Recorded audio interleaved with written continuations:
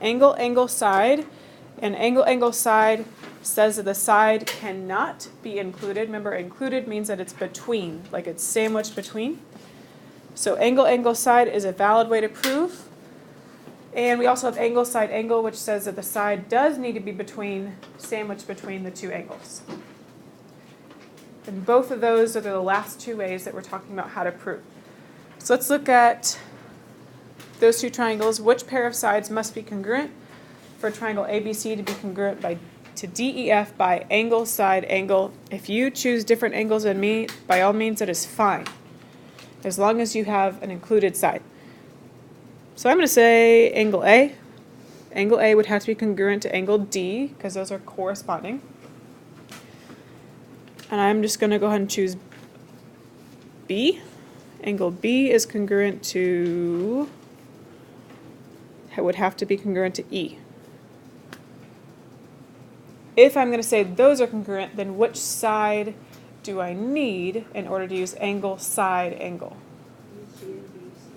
Yeah. Wait, which ones? Close. It's actually, so we want, look at the letters, it's angle, side, angle. The side has to be between the two angles. That would actually be AB and DE.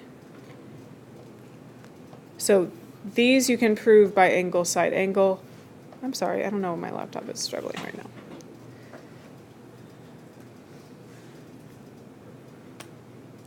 Because it is two angles and the side in between them.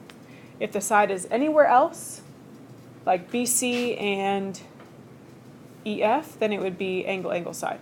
Yes? That kind of, so like if it was angle, angle, side, it would be AB or AC or BC, right? Right, any other side. This is the only way it's angle, side, angle. If the side's anywhere else, it's angle, angle, side. Mm-hmm. Okay, so now let's look at the top. And there's actually, I don't know why it's doing that. One more we need to add to our list because it's incomplete. Going very slowly.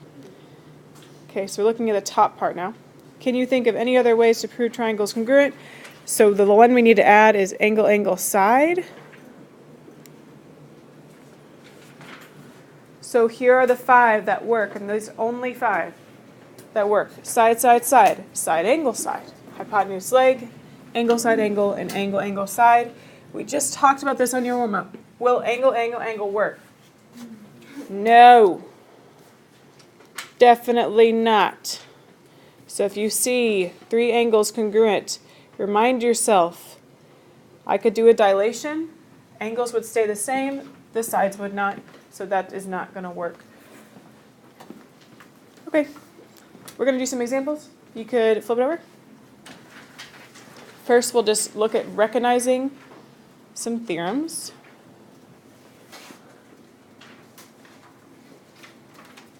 Is it possible to prove the triangles are congruent? If so, state the postulate or theorem you would use. Okay, can you please work on this with your partner, and then we'll talk about 3, 4, and 5 together. Make sure you guys get the same thing. So if it's possible, and it might not be, write down which theorem you would use. If you're doing this, please make sure it's one of the 5 from the front. I'll also write on the board. So these 3 plus angle, side, angle, and angle, angle, side.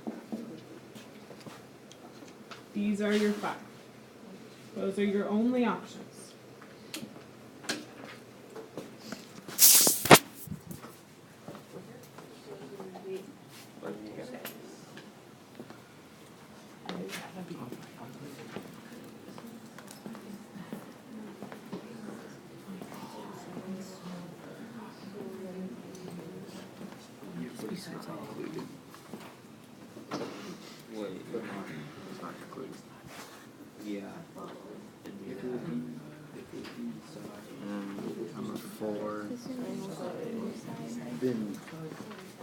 Okay, Cooper, what do you got for number 3? Which one would you prove with? Right. Angle, angle, side, because that side is not included, but you do have 2 angles. Number 4, Jacob, is it possible? No, why not? I see two sides and an angle. What's the problem? Right. Not included. And so that one does not work. That would be side, side, angle. Remember we said that's inappropriate and also doesn't work. Last one. Which one would that be, Brennan?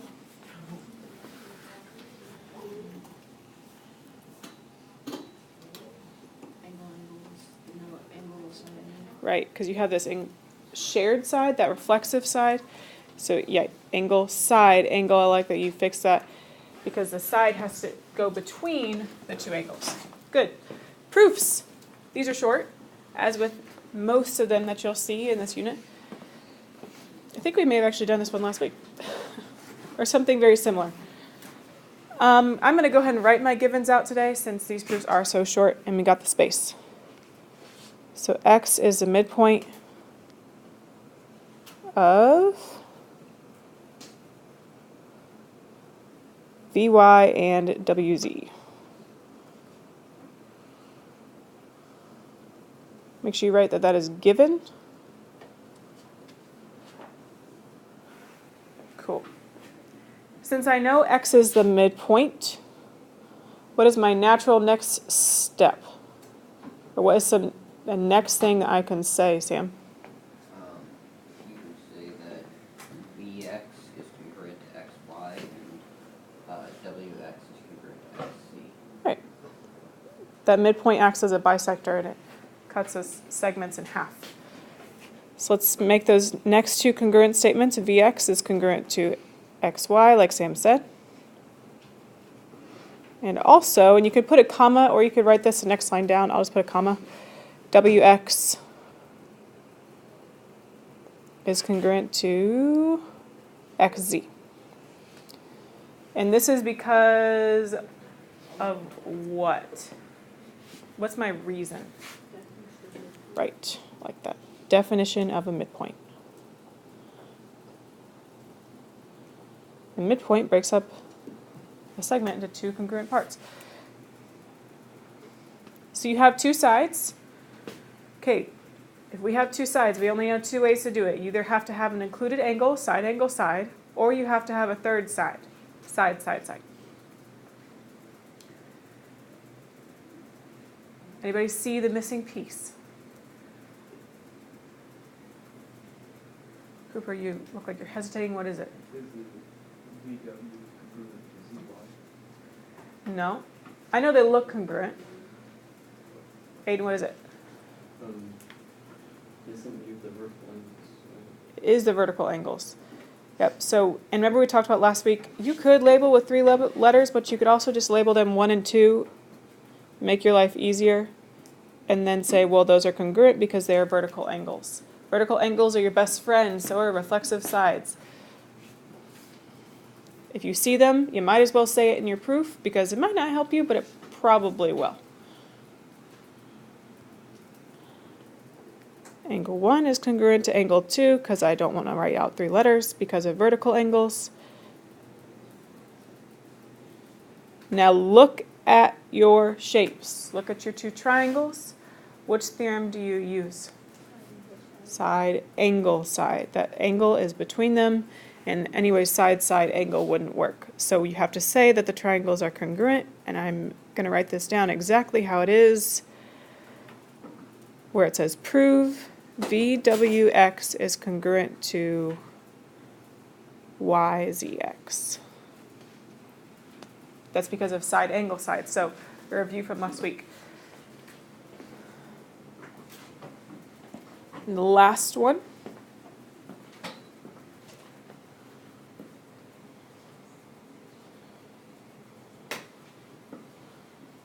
I'm going to write down my givens. Please do the same. I believe they're already marked in your diagram.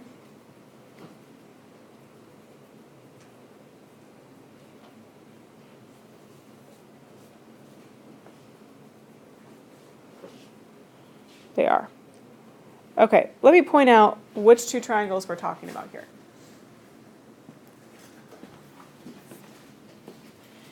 It says to prove that triangle NMK, let me outline that one. NMK is this one I'm outlining in red.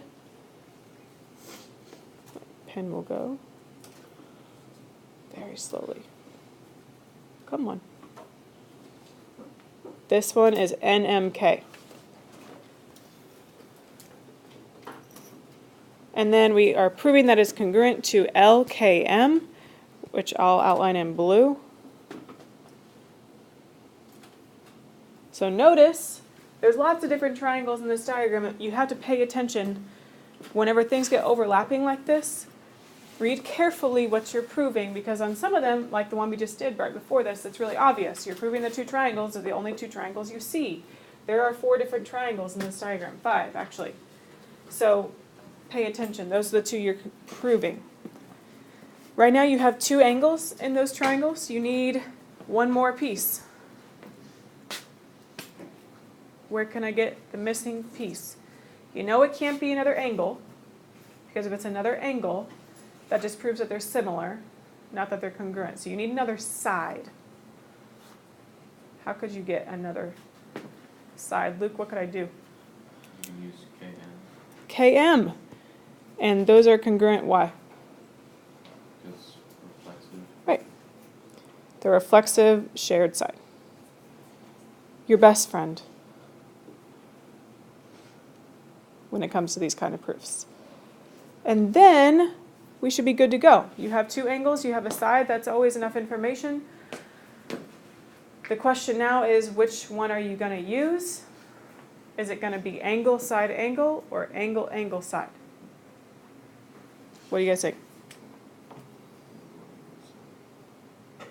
Is the side included? No. So which one is it going to be? Angle, angle, side.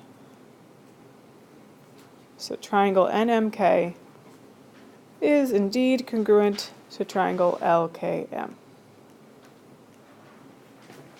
That's all. Please summarize your notes. We have a quiz on Thursday.